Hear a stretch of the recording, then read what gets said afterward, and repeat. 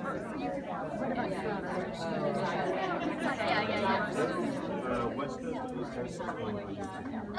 to go ahead and get started so I can honor y'all's time.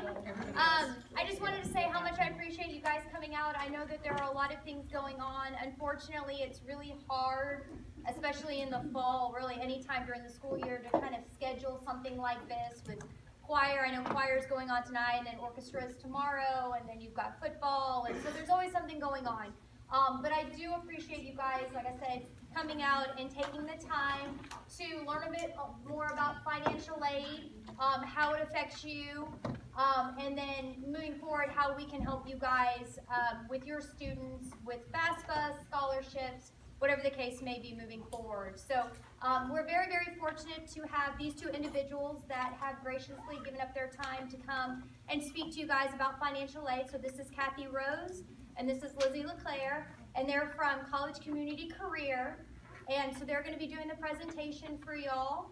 And then when we're done, if you are wanting to get some additional help for your FAFSA as far as started, if you've got questions, you've already started it, if you have absolutely no idea where to begin on your FAFSA, then we are all here to help you to answer those questions so you guys to feel a little bit more comfortable in the process.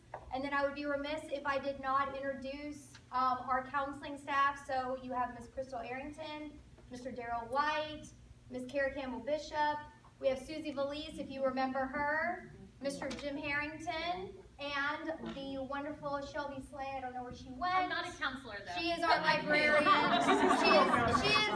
she is, I will be honest with you, she is the person that keeps me afloat with all of these college visits. So anyway, I hope that you guys get a lot from this presentation, and like I said, feel free to ask us any questions after we're done. Thanks. Hi, good evening. So we're going to go over a presentation that gives you a lot of probably general information about financial aid, and then we're going to transition over into actually doing financial aid. We have it in Spanish up here. Does anybody need the Spanish translation directly, or is that okay? If you all have specific Spanish questions when you're filling it out, just call me over. I can help. I can also help in Spanish. Yo también puedo ayudarles si tienen a preguntar en español. Okay. So we're going to talk it. I apologize, I forgot to hand it to you earlier. Sorry about that. You got this, you got it. Yeah. Okay. So I'm Kathy and this is Lizzie, and we have done financial aid forever. We were part of the Houston FAFSA initiative that started in 2012, and hopefully it's being resurrected starting tomorrow. So financial aid season is now. It's October 1st is when it opened, and so we're going to go through some generalities, and then we're going to talk about the application itself.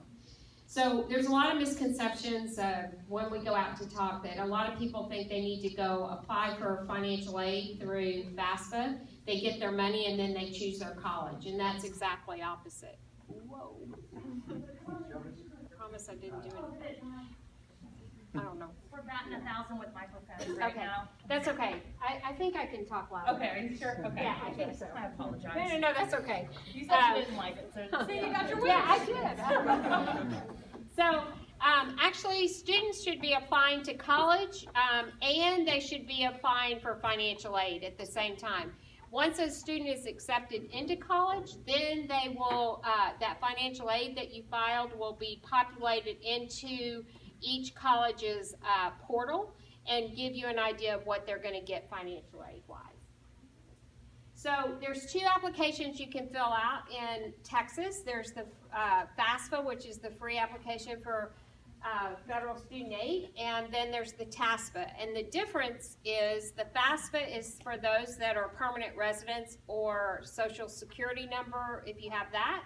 If you don't have that, then you fill out the TASPA, and that's state aid. The first one's federal, the second one is state. You only fill out one or the other. So if you have a social security number and or your student has the social security number, you would fill out the FAFSA. So when they're figuring out how much money to give you, they go off the cost of attendance, and you can find that on the websites. There's a lot of websites, but the cost of attendance is made up of tuition and fees, room and board, books and supplies, and transportation and miscellaneous costs. So the one thing that you cannot change is the tuition and fees, but the rest of this, you can live in a cheaper dorm. You don't have to take your car to school, books and supplies. But when they're figuring out what financial aid you're going to get, they base it on what they estimate the cost of tuition is going to be, their cost of attendance, is going to be. And it's usually based on the most expensive thing that you can find on campus.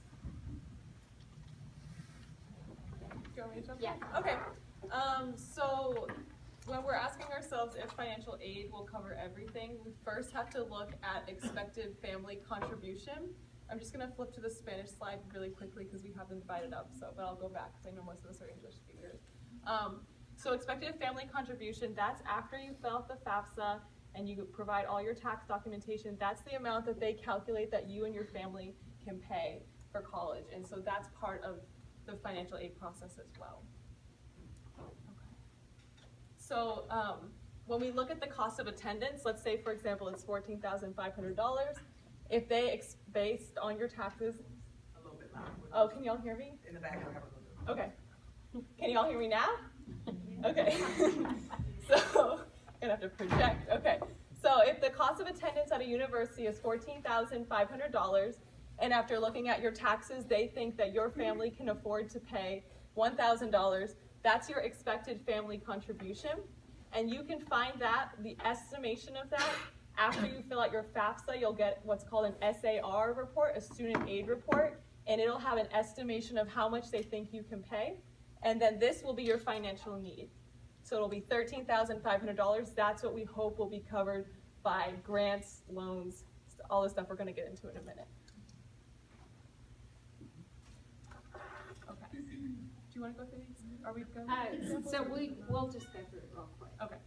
So these are just some financial aid packages that really happened with real students. So the cost of attendance for U of H, minus the expected family contribution was $1,000. That stays the same. You can see the cost of attendance changes with the school, and that's that. They figure that out. And so this would be the need, and that's where your financial aid package is based on. So U of H, HCC, and HBU. We just got 3 examples of Houston schools. Mm-hmm. And sometimes people will assume that because a school is a private university that it's automatically going to be more expensive and you shouldn't bother applying, but that's not always the case because a lot of times they have more funds available for scholarships or opportunities like that. So definitely don't just automatically rule out a private school if that's where your child really wants to go. It's worth looking into. That's just the same thing in Spanish. So then once you submit your financial aid, your FAFSA, then in each of your students' portal, they applied to U of H, HCC, and HBU, they would have populated and said, here's what we're going to give your student as an award. So you can get about $14,000, $12,000, and $31,000. So then that's going to be the cost that you're expected to have to pay. So you can see that HCC is not necessarily going to be the cheaper of the options there. And that's the same thing again. Okay, so really quickly, let's just go through when we get our financial aid package, what we're going to be looking at. So the first type of financial aid that you can get is a grant. So a grant is awesome because you don't have to pay it back. So a grant is definitely, if you see a grant in your financial aid package, that's great. But you also, when you're filling out your FAFSA, will have the option to select whether or not you want your child to be considered for work study. And we strongly suggest that you check that off. Work study is when a student is working in the gym in their university or works at the library. That can be part of your financial aid package. It's really great for students to have that because it saves a lot of money and they're very accommodating with having a student who's working and in school. So work study is definitely a great option. You're also going to be having loans. There's subsidized and unsubsidized loans. I think we'll touch on that in a minute. And then the last could be scholarships or any other form of financial aid that they get. Does this work? I'm sorry, guys. You're good. Okay, so I think we should just, I went through this and we want to make sure that we have time to actually help you with your FAFSAs. So really quickly, just the grants, that's your free money. It's based on your need. They'll be calculating it after you complete your FAFSA. Your work study, your work study is, including the same thing. That's like when they work at a university, they'll get some money to pay for college that way. Your loans, you can either get subsidized, unsubsidized, or both. So subsidized loans means that the government will not accrue interest on the loans while the child is still in school. After they graduate, that's when interest kicks in. An unsubsidized loan will be accruing interest on the loans as your student is in school. And then both is just low and controlled interest rates, and they don't have to pay it until 6 months after graduation. And all those loans are in your students' names. Mm-hmm. So the other kind of loans you can get is this Parent Plus loan, which a lot of people at probably in this demographic would get that. That's in your name as a parent, and it's based on your credit report. So that will show up. The great thing about the loans is you don't have to accept them if you don't want them or you don't need them. So that's it's part of the package, but you don't have to accept it. Also with the loans, because they're in kids' names and all of the information about student debt, students have to go through a course that the student aid office puts on, and they have to understand what loans are about. And so then they can't get those loans until they complete that course. So just to make them more responsible and trying to get them to make sure that they understand that a loan has to be paid back. Okay, and so there's also internal scholarships that those can come from the universities themselves. So if my child applies to UT Austin, for example, if they have high academic achievement or they have financial need or special talent in art or whatever they like to do, they might get additional scholarships based on that. So ideally, your financial aid package would be comprised of grants and scholarships, but of course, loans will also be part of that, and that's okay because your child will have the opportunity to pay them back, and it's very common to have loans when you go to college. So one of the things about also these scholarships, they are, because they're out there and they might be merit scholarships, they're still requiring students to have a FAFSA on file because it is a very trackable document. Students only get 12 semesters of financial aid, and they can see will children graduate within 6 years of being admitted. So many of the scholarships, either internal within the college or university, and external loans are requiring now that students have a FAFSA on file. So that's something that even though you think, oh, I don't think I qualify, these merit scholarships are requiring that. And so it is something that even if you make $1 million to get that merit aid, they're not going to give it to you unless you have a FAFSA on file. And then there's also external scholarships, so those you can find, that's like the Coca-Cola or the Pepsi scholarship. Have you all heard of stuff like that? Those ones your students can apply for, and then where they go to school, it will be applied to that financial aid package to reduce their cost of attendance. So there's lots of great websites that you can go to, and you can find external scholarships that your child can apply to, and that'll hopefully chip away at their financial aid. So here we have some myths about financial aid. I know none of you believe these, but some myths about financial aid is that the form is too hard to fill out. It can get a little tricky, but we're here to help you, so no excuses on the first myth. The second one is that parents make too much money, so I won't qualify for aid. There isn't really a cutoff for financial aid, and like Kathy just said a few minutes ago, if you want to qualify for other types of scholarships, you really need to have a FAFSA on file, so please fill that out. And it's not true that only students with good grades get financial aid. They give them to a wide variety of students. who have talent in many areas, so extracurriculars, community service, a strong essay. These are all ways that they look for when they're deciding how much aid someone should get. Also, if you have an older child who's already in college and they didn't get financial aid, that doesn't necessarily mean that your child won't now, because now you have 2 kids that you're putting through school. So they'll reassess your financial need knowing that you have 2 children in college. And also students who go to school part-time are also eligible for financial aid.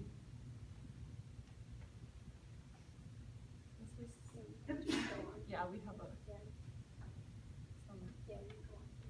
Tell me when you want me to. Okay, so the financial aid opened on October 1st, and it goes actually through the year, but the priority deadline in Texas just changed. It's January 15th now, and so money is kind of first come, first serve, and they want you to submit your FAFSA. So as your kids are doing their college applications, the FAFSAs are coming in, and they're just kind of stacking up as they come in time and date stamp order. And then as your child gets admitted, they'll look and say, oh, you know, Johnny applied and got accepted on the 15th. His application for financial aid, oh my gosh, it was on October 1st. So let's see what money is there, and they'll give the financial aid package. If Johnny didn't submit until June of next year, right after graduation, that money all may be gone because everybody has already taken all the money, and maybe only loans are left. So that's why you want to submit that FAFSA as quick as possible. So to fill out the FAFSA, you need your social, one parent social, and your student social. If you have other students in college, then you might already have a electronic signature based on your social. It's called an FSA ID. You use that one social, like I have 3 kids, so I use my electronic social for all 3 of my kids, but each one of my students or my children have their own individual electronic signature. So when you're finished filling it all out, I sign it with my electronic signature, and each one of my kids signs with their own unique signature. If your student has a driver's license, they want that information. You don't have to put it in, but they do ask for it. They're asking for your federal tax returns. They're using 2017 taxes. So the deadline, I believe, for that is October 23rd. If you haven't done 2017, something like that. It's October 20-something. But it has to be filed in order to use the FAFSA. And then any of your untaxed income, they'll ask you that information on it. And if the child has a social security number but the parents don't, it's still possible to file the FAFSA in that situation. So if any of you need help with that, we can also instruct you with how to get that done. So this is what the form looks like. If you've had a child that submitted this before, they changed it this year, it looks really different. It used to be kind of color-coded, it's not anymore. But you're going to put on, or your student's going to put on all the schools that they're applying to. So if they think they're going to apply to 10 schools, great, put the 10 schools on. If they're applying to 20 schools, you're limited to 10 schools at first. You let that FAFSA process and you get your emails and all that back. Then you come back in and make a correction and add the next 20. And then it disperses. So the FAFSA is like a Common App. It kind of goes to the federal government. They calculate the EFC, the expected family income, and then it disperses it to each one of the college campuses. And the college campus makes the individual financial aid package. It doesn't come from Washington, D.C. You're not going to get a check in the mail that way. It's going to come through each one of the schools that you list there. So if your child says, okay, I'm going to apply to Duke, but they never listed Duke as a recipient of their financial aid, they'll not get a financial aid package because they haven't gotten the application from the FAFSA. So most of the students here are going to be dependent student dependent students, because they've lived with you, and you provide 51% of their well-being. You provide a roof over their head and food and clothing and all that.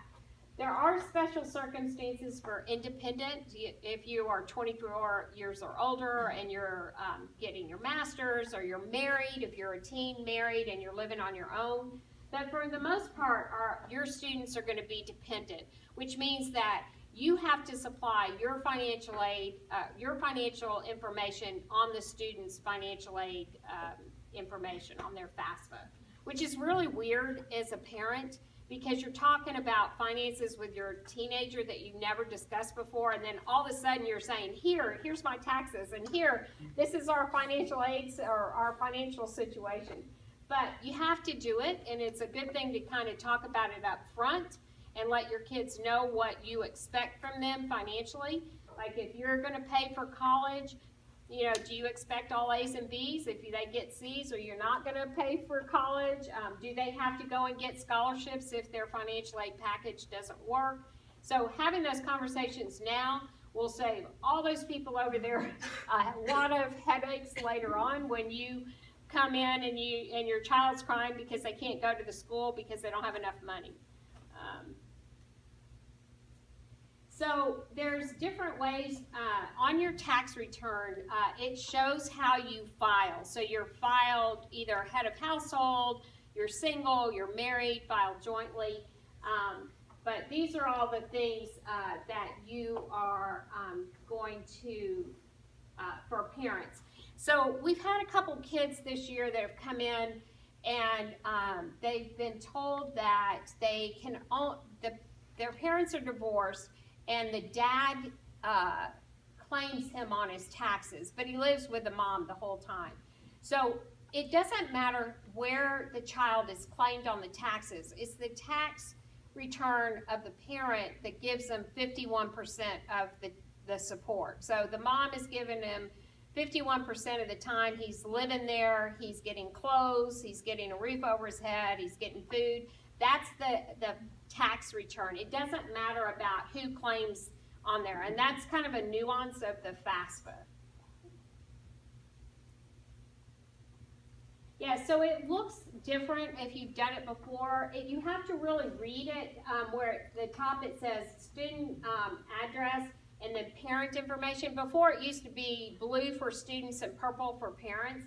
It just looks really different, and you really have to read it. Otherwise, you tend to put your income in as a student, and then that'll double your income, and you won't get as much financial aid. So you just have to read it really carefully. Oh, okay. Sure.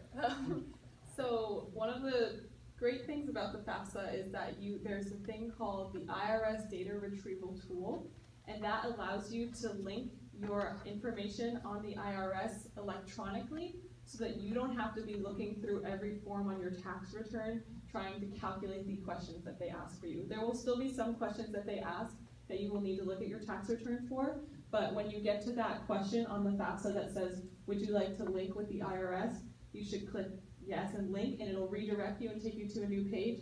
It looks scary because you're leaving the FAFSA. Don't worry, it's okay. You just need to get to that new page to link your information. And when you enter your information for this, make sure that it matches exactly how it is typed on your tax return. So if you have a mistype in your address or your road that you live on, type it the exact same way so that it can be found when you link it to the IRS. It has to match exactly. Yeah, it's character to character when it matches. If you don't link during using the data retrieval tool, then the schools will come back, each of the colleges will come back, or there's more of a chance, they'll come back and ask you for more information because they said, oh, you calculated it. But if you go use the IRS and you go out and get that information, they're like, oh, well, you filed your taxes and that's all been processed by the IRS and they brought it in, and so that information, I guess it's more trustworthy of some kind. Yeah, so definitely when you're given that option, I would suggest that you click that you're going to link it, and then just carefully make sure that you're putting in all your personal information so it can link correctly. I have a question, because I started filling it out and I tried to link it and it couldn't, but we filed late. and because we flooded, and so we had an extension, so I don't know if it was because it wasn't all there, you know, or, I mean, it's been filed, and I have the return, so I just went to the return, but can I go back and edit? And link it? Yes, you can, it takes a couple of weeks to process it, so if you, I haven't submitted, it's still no, on. I mean, Okay. if you filed your taxes today, you can't do and link tonight to the, Okay. IRS, it takes a couple of weeks to link it. It's been a few weeks. So it could be just timing issues So I on can go that. back to the FAFSA and edit and link it. The data retrieval tool won't work if you've amended your taxes?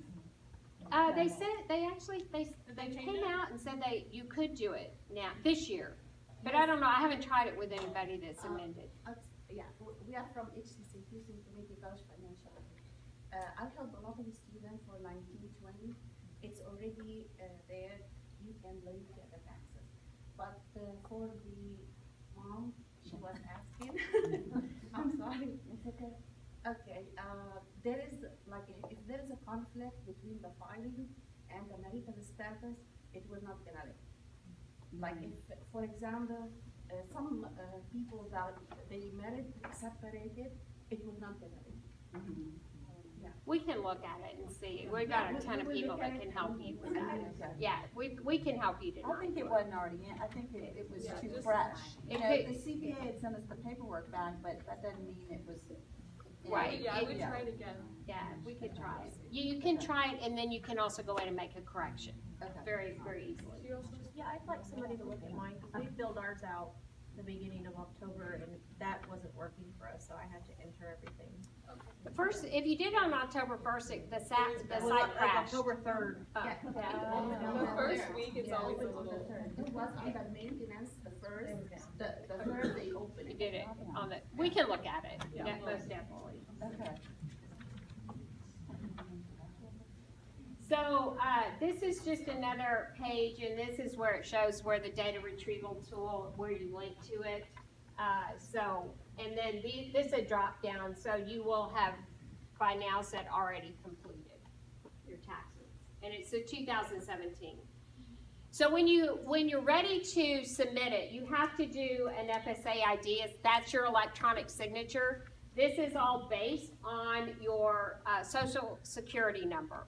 So for me, my social card has on there Kathy, but on my taxes it has Kathleen. So when I'm creating my FSA ID and I'm matching it to my social security card, I have to match it with the Kathy when I'm creating this. But when I'm doing my taxes and I'm linking it that way, it's Kathleen. So you're kind of doing two different systems in all of this. But once you get this set up, it's very easy. Which one should Wait, can you repeat that again? So Yeah. you, So my social right. is Kathleen. My social, sorry, is Kathy. So when I'm doing, is the next slide the, yeah, so when you go into and create your FSA ID, when I went in and created my FSA ID from when I was doing it with my kids, I had to use Kathy Rose, because that's what's on my social card.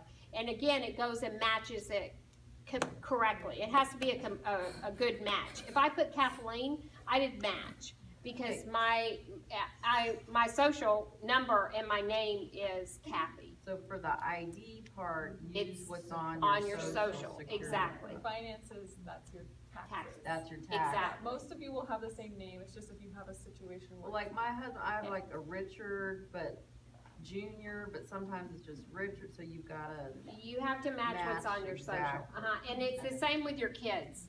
So a lot of Hispanic families have two last names, but on their social card, they might have used one last name, but maybe on your taxes, you use two last names. So whatever's on your social card, that's why we always ask kids to, go and look at it so that it matches and it doesn't give you an error.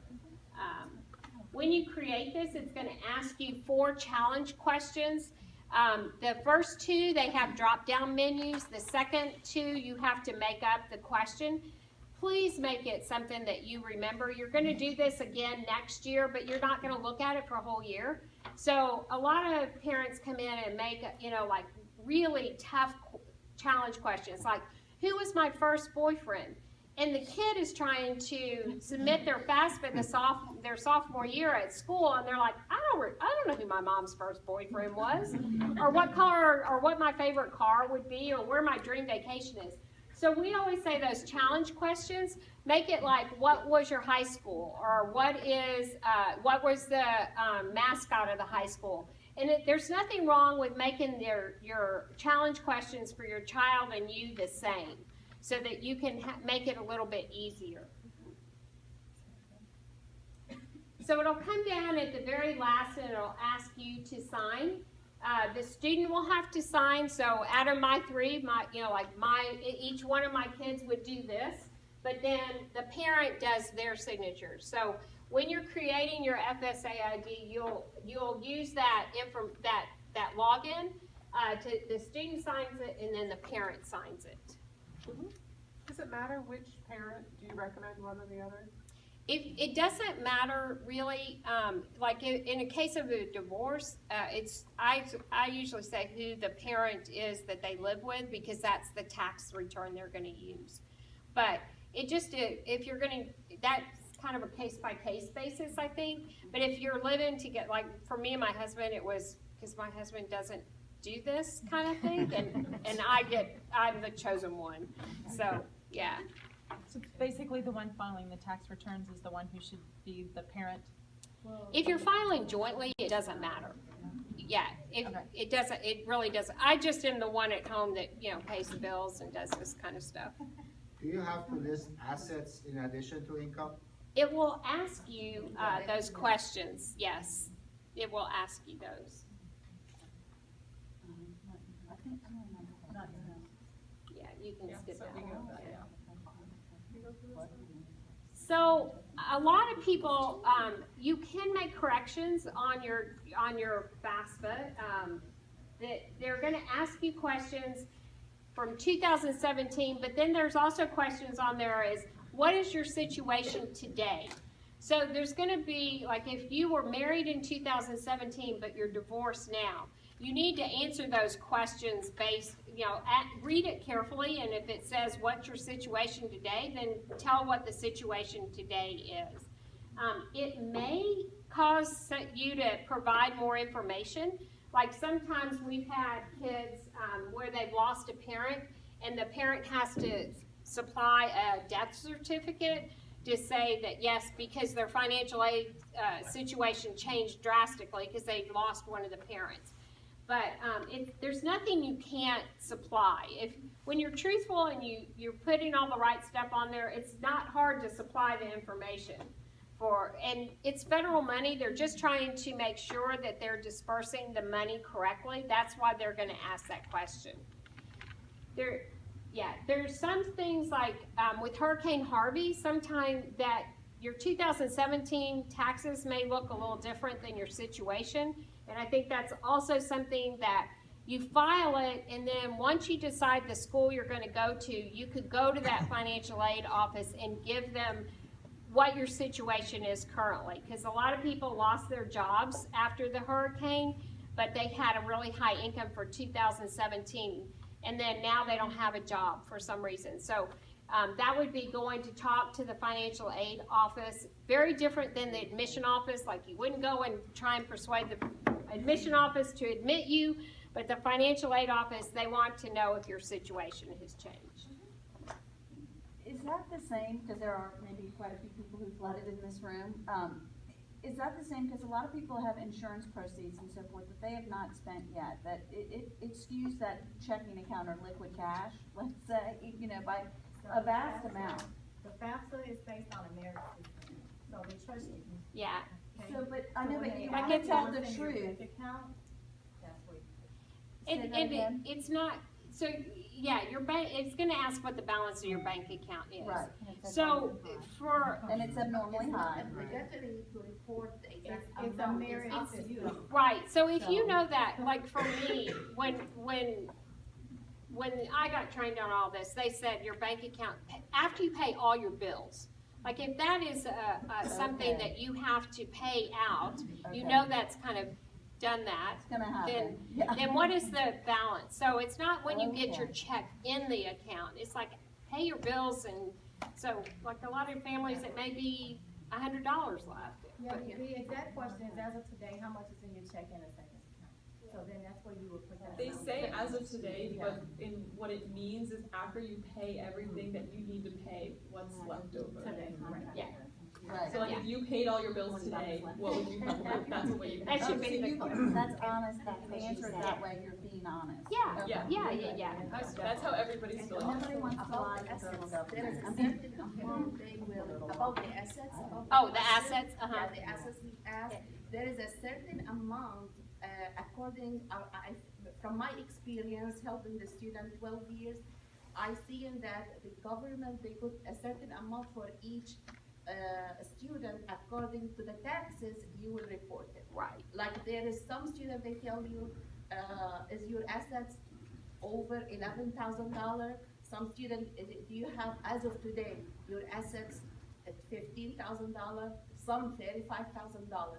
And it's, and it says yes, no, or I don't know, it's up to you. Yeah, so just read everything very carefully, and we're all here to help. I mean, FAFSA, although it's this common application, it is very individualized, I think. I mean, I think every student seems to be different in all of it.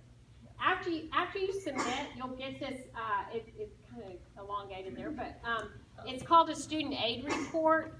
The student will log back into their account. They will see a link kind of a third of the way down, and that's where you can see everything processed correctly. It'll show you what they calculate your expected family income to be, and it will say if there's any other issues. So read that report, and if there's issues, go back in and make those corrections. So a lot of people that don't link to the IRS and the kids leave maybe their income all blank, it'll show on there that it's all blank and you can go back in and correct it. A lot of kids don't check they want work study. Go back in and correct that. But that's where you'll see all that information once you submit it, and it takes about 3 days to process. And that's also when you had a student who wanted to apply to more schools than the 10, after this all gets processed, you can go back in and you can add them once you get this. Does that make sense? So I have a question. Once we submitted, like 2 days later, we got something saying application successfully completed, right? And I have that email. Okay. And then a day later, I got another email saying there was an error in the report.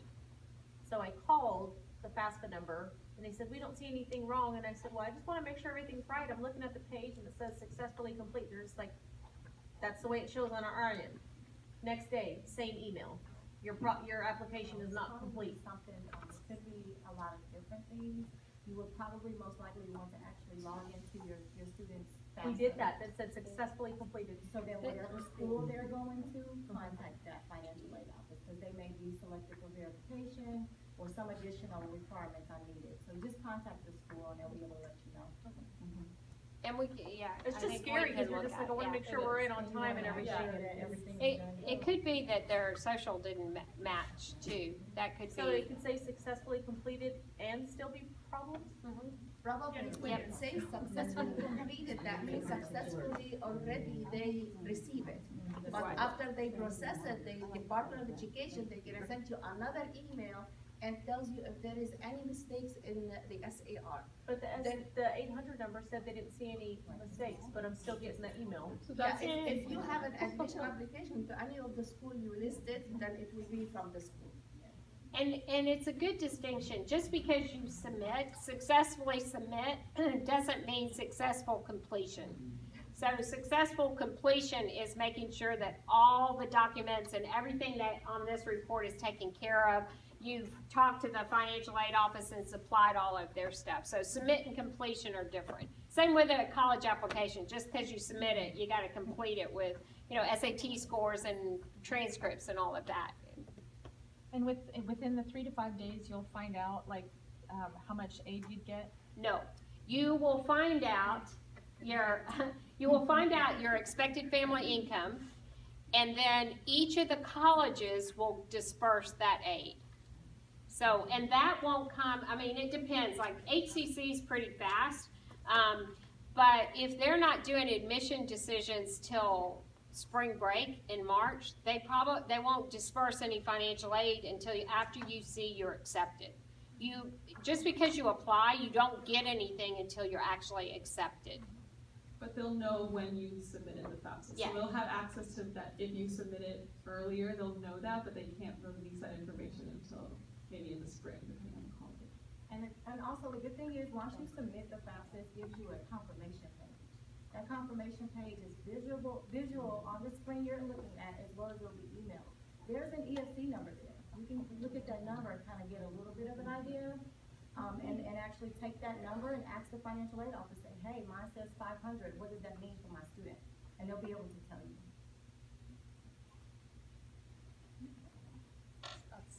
That's what we were just talking about. Sorry, this is some close-up of that student aid report. So here's where the EFC is. The asterisk right next to your EFC, if you get that, that means your child has been selected for verification. Some kids think that's a good thing when they're like, oh, we got verified. That's really not. That's meaning that every school is gonna ask you for more documents.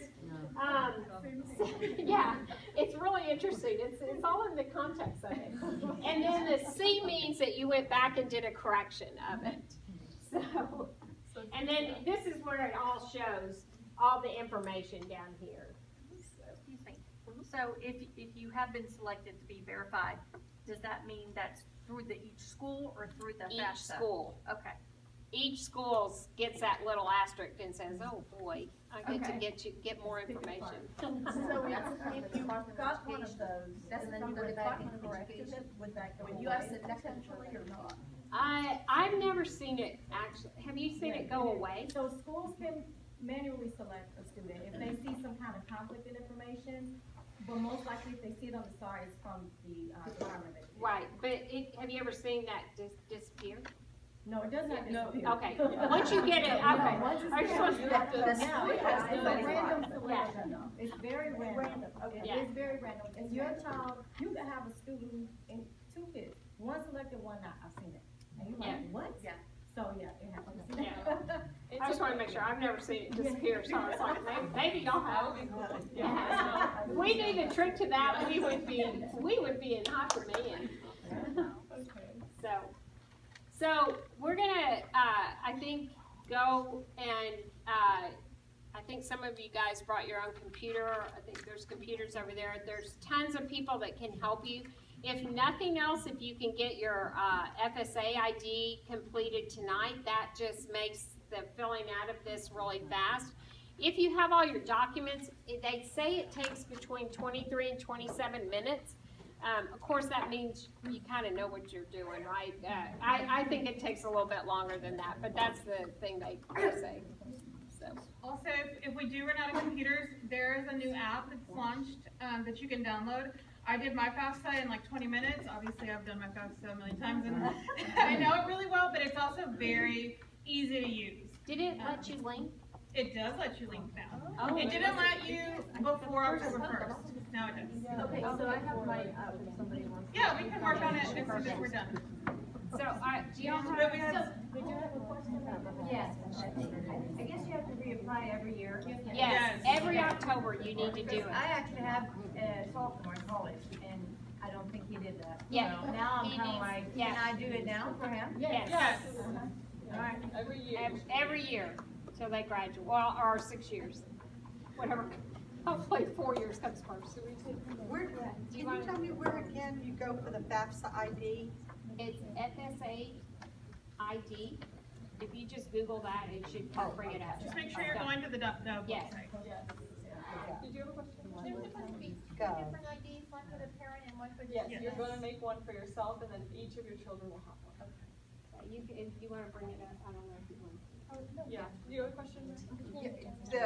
I have an FSA ID number, but I've got 9 years between my kids. Is it still good? It is still good. You actually should use that one. You shouldn't make a new one. Okay. Yeah, because you already have all your personal information. And you do that first?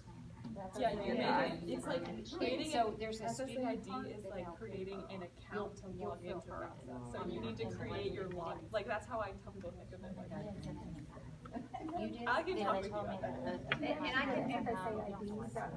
So what I'm gonna do because I'm gonna go ahead, because I think a lot of you guys have questions, and there may be some people that actually wanna work on it as well, so I'm gonna let the ladies from HCC, and then Lizzie and Kathy, I'm gonna let them kinda like walk around, and then Susie or any of us, just raise your hand and we'll try to help you. If you guys need a computer, please let us know, and we can I've got get the them for Chromebooks. you. If we want them, we can go sit over there. Okay. So if you guys want a computer, if you want to come meet me right over here, I'll get a computer. We're going to sit at these taller tables.